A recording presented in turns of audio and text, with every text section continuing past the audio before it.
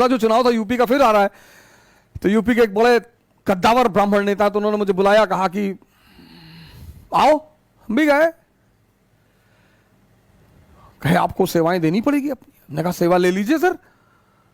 Dollar कितना दोगे? बोले डॉलर? हाँ। मैंने कहा सर पैसा? बोले अपने समाज के काम के लिए पैसा चाहिए? अरे मैंने कहा सर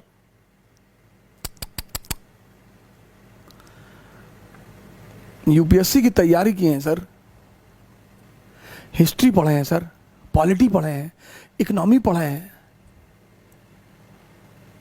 थोड़ा बहुत साइंसवा भी पढ़े हैं, करंट अफेयरवा तो आज तक पढ़ते हैं सर। पैसा बोलो सर। जागरण तो किसी का करवा लो, किसी का भी। पैसा बताओ। बोलो तुम्हारे जैसे लोगों की वजह से ये समाज बर्बाद है। भीरे मेरा जब अटेम्प्ट खत्म हुआ तो कोई मुझसे मिलने नहीं आया।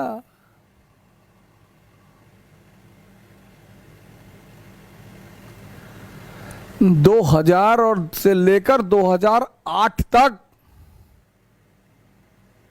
कभी गुरुद्वारे में खाना खा लिए, कभी दिल्ली डीटीसी के बस का जो शेड है वहां सो गए। कुछ लोगों ने, अनजान लोगों ने मदद किया। हमारे मित्र हैं पंकज पांडे, उन्होंने मदद की। ऐसे कई सारे लोग हैं, हो सकता है मुझे उनका नाम याद ना आ रहा हो,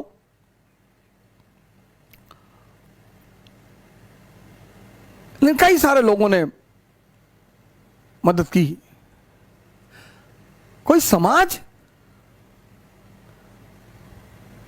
कोई ऑर्गेनाइजेशन, कोई संस्था 7 महीने रहे सर ऋषिकेश में। सिर्फ 2 लोग पूरी तरह से लगे रहे, एक मेरी पत्नी और एक मेरे पिता। तो उस लड़के ने डाला है ना जो वीडियो बनाई है, वो कहीं कहानी उसने सुना होगा। मैंने अपने पिताजी से कहा मैं कुछ नहीं करूंगा, तुम्हारे लिए आईएएस तैयारी होगी, हमारे लिए तो युद्ध था, मिडिल क्लास, हम तो वैसे ही भिखमंगे हैं सर, हमें क्या खोना है दुनिया में। हमारे लिए आईएएस तैयारी नहीं थी सर, युद्ध था, युद्ध।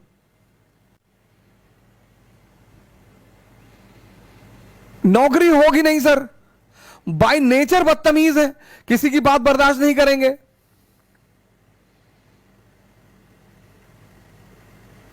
नौकरी हो ही नहीं सकती।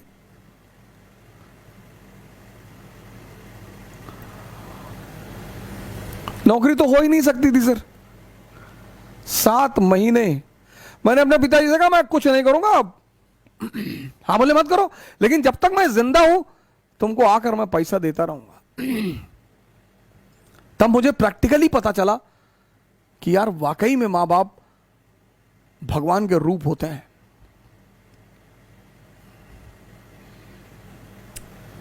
मेरे कमरे में 10-10, 20-20 लोग बैठे हैं और खेल चल रहा है, पार्टी चल रही है, अंडा करी बन रही है और मीटिंग हो रही है, सब गायब। इसलिए मैं हर उस आदमी को अपराधी मानता हूं और शैतान मानता हूं जो अपने मां बाप के साथ बदतमीजी करते हैं।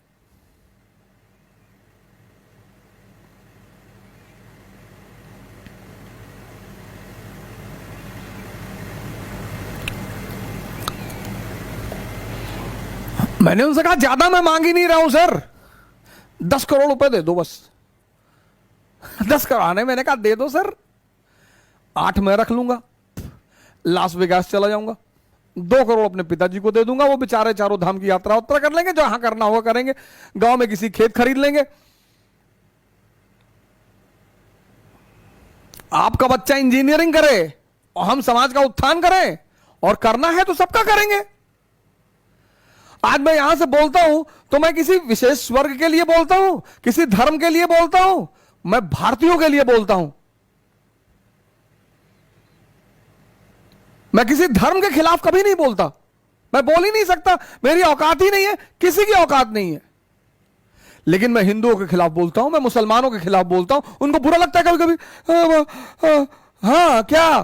मैं हमेशा कहता हूं एक अंबेडकर जैसा नेता चुन लो, जिंदगी बदल जाएगी। जो तुम्हारे हित के बारे में सोचे। 2,000 करोड़ रुपया दे रहा था उस्मान अली, और अंबेडकर ले लेते तो खरीद लेते पार्लियामेंट पूरी, प्रधानमंत्री बन जाते भारत के। लेकिन जो अंबेडकर की पूजा करते हैं वो भी अंबेडकर के बारे में कुछ नहीं जानते, 90%। बस वो गाए जा रहे जय भीम जय भीम। अरे कुछ पढ़ लो भैया अंबेडकर के बारे में, उनकी समाज की अवधारणा, उनकी राजनीतिक अवधारणा, कुछ पढ़ तो लो।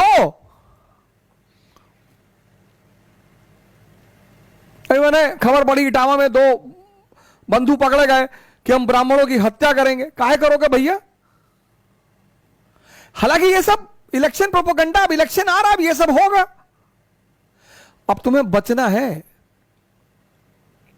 अगर तुम्हें भारत में जातिवाद, संप्रदायवाद, इसको नियंत्रित करना है तो बस एक छोटा सा काम कर दो, बहुत छोटा सा। अगर तुम्हें भारत में जातिवाद, संप्रदायवाद को नियंत्रित करना है,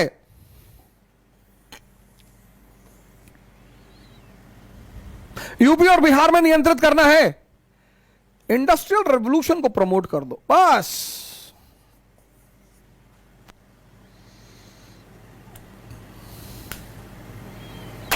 (1950) से लेकर आज तक बिहार देखो, कोई लालू प्रसाद यादव, जगन्नाथ मिश्रा, कोई भी किसी नेता विशेष पर आक्रमण नहीं किया जा सकता।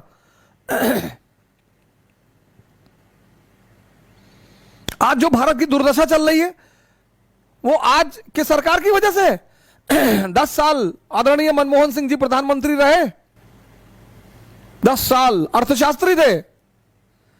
जब उन्होंने मनरेगा से काम चलाया, जब उन्होंने इकोनॉमी की बेसिक रिफॉर्म्स पर ध्यान नहीं दिया, तो हम अंकल जी से क्या आशा करें?